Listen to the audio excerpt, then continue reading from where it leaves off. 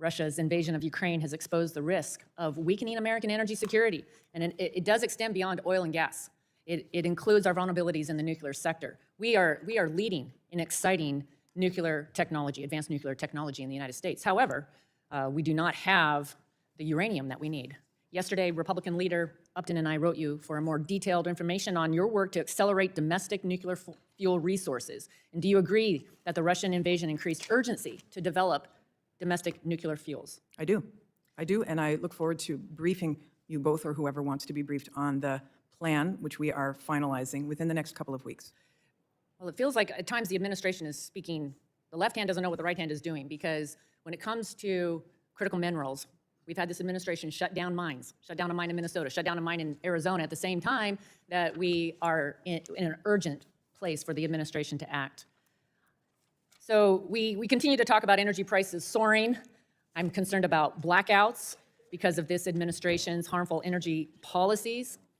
You started by focusing on clean, renewable, reliable, and affordable energy, secure. I agree. In my home state of Washington, the 4 Lower Snake River dams generate approximately 1,000 megawatts of power on average annually. They have the capacity of 3,000 megawatts of power.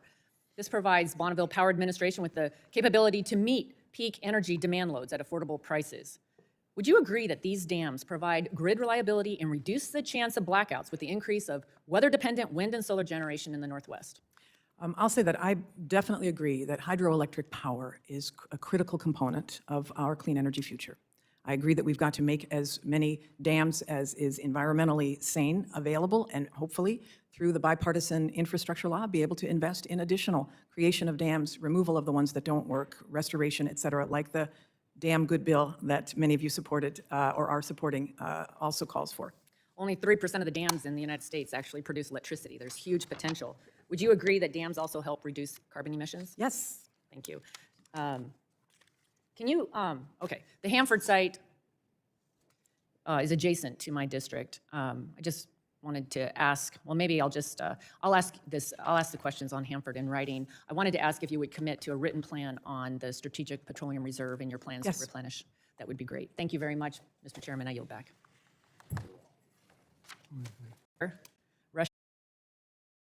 And thank you, Madam Secretary, for being with us today. Madam Secretary, in January of this year, you tweeted, quote, "Nuclear energy is clean energy and is vital to creating good-paying jobs, supporting our energy transition, and saving our planet," unquote. You said something similar last year when you were in Glasgow. At that time, you stated, quote, "The U.S. views nuclear energy as a pivotal technology in the global effort to lower emissions, expand economic opportunity, and ultimately combat climate change," unquote. I agree with you on the importance of nuclear energy. However, I was disappointed to see that these broad statements of support were not followed up with action. In particular, given these statements, I was surprised to see that President Biden's budget proposal for fiscal year 2023 failed to provide any funding for the department's uranium reserve program. This program is designed to strengthen the United States' national security and restore its competitive advantage in nuclear energy by securing our nuclear fuel supply chain. Congress previously appropriated $75 million for DOE to implement this reserve, and yet we have heard that the department has not utilized it. This issue has taken on greater urgency given the unprovoked Russian invasion of Ukraine. The United States is too reliant on uranium fuels imported from Russia and its allies Kazakhstan and Uzbekistan. I believe it is essential for the United States not to be reliant on an isolated, repressive, and unpredictable Russian regime for critical reserves like mined, enriched, and converted uranium. Question, wouldn't you agree that it is better for the United States, both from an economic and security perspective, to obtain uranium right here in the United States and from our steadfast Western allies? Yes, sir. Let me ask this. Given your comments about the importance of nuclear energy and the need to create jobs here in the United States, why didn't DOE request funding for the Uranium Reserve Program for the second fiscal year in a row? Because you gave it to us last year, and we are issuing a funding opportunity announcement in June for a uranium reserve. So we carried that over for that purpose. So that $75 million is still there. Okay, so that'll be out in June. You said that's going to come out? Yes. All right.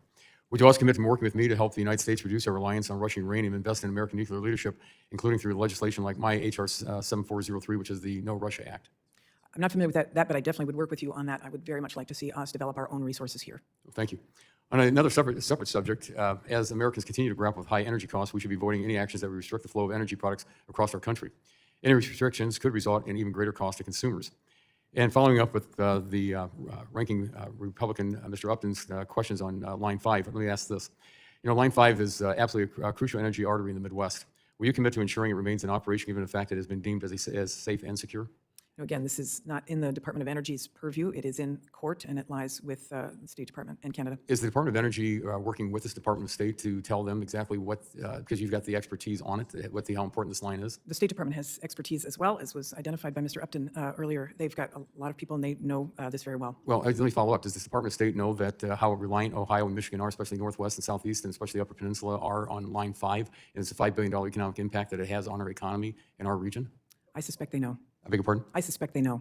But the Department of Energy, in your opinion, is not relaying that information to them? Well, I mean, the Department of State is well aware of the economic issues related to the Upper Midwest and our relationship to Canada and the desire of Enbridge to get this line done. But again, it's in the courts. It's not. Well, let me ask this question, because having been the former chief executive of your state, would you say that Line 5 plays a massive economic impact on the state of Michigan? I'm not going to. I beg your pardon? I'm not going to respond to that one because You're not going to respond to that no, question? I'm not going to get into that because it's in court. Well, when I talk to people in the state of Michigan and the state of Ohio, they say it does have a major economic impact, but you're not going to respond to it. Yeah, it's just, again, I'm not going to get I ahead of the find that governor in I find it Michigan or unbelievable. the administration. And Mr. Chairman, I'll submit my other questions to the record, but since my time has expired, and I yield back. Gentleman yields back. The chair. Been sanctioning Russia over its aggression in Ukraine. And so we're not buying their gas or the oil, but we are buying their uranium. And that's all thanks to Hillary Clinton's 2010 Uranium One deal that allowed Russia to control 20% of our uranium production. So to counter this, as you've heard the discussion, the Congress established a uranium reserve in 2010, the fall of 2010. But according to an article written by Senator Barrasso in the Wall Street Journal recently, DOE has not purchased a single ounce of uranium in the last year and a half. So my question is Senator Barrasso wrong? No, as I was saying earlier, we are issuing a funding opportunity announcement in June for the creation of a strategic petroleum reserve. I'll I mean, a respect that. strategic Claiming my uranium time, reserve. Madam Secretary. It's been a year and a half since that's happened. I thought we might move on that. And President Biden has signed an executive order requiring a zero emission by 2035. But the head of global research at General Electric in Albany, New York, when we met with Paul Tonkin, I met with him, unequivocally said that such an ideologically driven goal of going to 100% renewables by 2035 will, in his words, cause the grid to collapse. Robert Blom, a member of NERC, said the same thing. He said an all-renewable power grid is destined to collapse. They aren't talking about a blackout over a weekend or an overnight, but this is a long-term grid failure, possibly years. Any of us that understand anything about the grid, it would understand that means schools and stores would close, hospitals would jeopardize, commerce would cease. We'd be virtually thrust back in the 1800s. We also know that only 10% of PJM's grid is renewables. They would have to replace 90% of their power profile in that length of time. And researchers at Harvard said Biden has put in place permitting process that he's put in place, put 2035 out of reach. So streamlining permits should be a priority for the grid. Yet the administration has established new NEPA rules, NEPA rules, this last week, making it harder to permit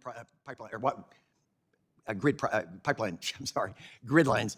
So, Madam Secretary, do you agree that achieving 100% emissions by 2035 is still scientifically possible? With respect, it was 100% clean, meaning zero carbon energy. And that includes nuclear, for example. That includes decarbonized fossil The question is, fuel. do you still think it's possible by 2035? I absolutely do think it's possible. Interesting. And for the material for batteries, we've heard some reference to. In the last 3 years, the cost of nickel has gone up 85%. The cost of lithium has gone up 670%. Copper is at a 10-year high. The Congo, we know from the United Nations report, the Congo uses child labor to mine cobalt. So we're going to need to have more mines here in the United States to meet these demands for electric vehicles and grid batteries. The Center for Strategic and International Studies expect that we'll need 500 to 1,000% jump in demand by 2050. So has this administration granted any new permits for mining critical materials in the United States? This administration definitely believes that we have to sustainably mine for the critical materials and minerals, including rare earth minerals. Have you granted any permits? That's what I'm saying. That's not under my jurisdiction. Okay. I don't do the permits for those. But I think this is an area of bipartisan support. I hope we have it. I'm knowing the time for it. So, Mr. Chairman, this committee has been known for years trying to incorporate science into its decisions, and I applaud that. But in the past year, evidence overwhelmingly suggests the Democrats are keen on using artificial, ideologically driven timelines and not reality. In fact, we're still buying uranium from our adversaries, setting regulatory roadblocks for our grid with additional requirements, and counting on countries, other foreign countries, to provide us our critical minerals. Madam Secretary, I admit, Mr. Chairman, I just hope that the United States isn't going to have to experience a blackout before we change this course of action. We're headed down the wrong road, Madam Secretary. And in the 5 seconds, I respectfully disagree. I think we can do it all. We can mine for critical minerals here in a responsible way. We can build out the supply chains that are necessary. We can get a uranium stockpile here so that we have energy independence, energy security, and we can also build out clean energy as well. We can do all of that. Thank you. I yield back. Gentleman yields back. Well, thank you very much, Mr.